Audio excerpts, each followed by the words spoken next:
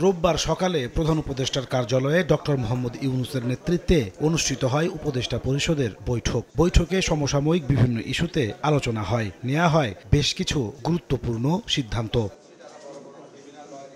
৮ August নতুন বাংলাদেশ দিবস পালনের সিদ্ধান্ত থেকে সরে আসার পাশাপাশি ১৬ জুলাই শহীদ দিবস আর ৫ আগস্ট গণ অভ্যুত্থান দিবস পালনের সিদ্ধান্ত নেয় উপদেষ্টা পরিষদ। বৈঠকের বিস্তারিত জানাতে বিকেলে ফরেন সার্ভিস একাডেমিতে সংবাদ সম্মেলনে হাজির হন আইন উপদেষ্টা আসিফ নজরুল। জানান, ভুয়া মামলা ঠেকাতে আইন পরিবর্তনের চূড়ান্ত অনুমোদন দেয়া হয়েছে।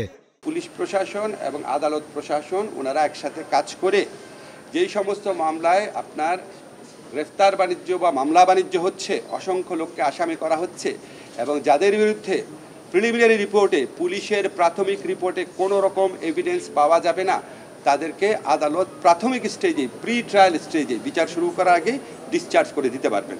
এ সময় উপদেষ্টা জানান, ঢাকায় হচ্ছে জাতিসংঘের মানবাধিকার বিষয়ক কমিশনের কার্যালয়। অল্প দিনের মধ্যেই শুরু হবে কার্যক্রম। আশা করি আমরা দ্রুততম সময়ের মধ্যে এমওইউটা সাইন করতে পারবো এবং এটার ভিত্তিতে বাংলাদেশে জাতিসংঘের মানবাধিকার বিষয়ক একটা অফিস হবে।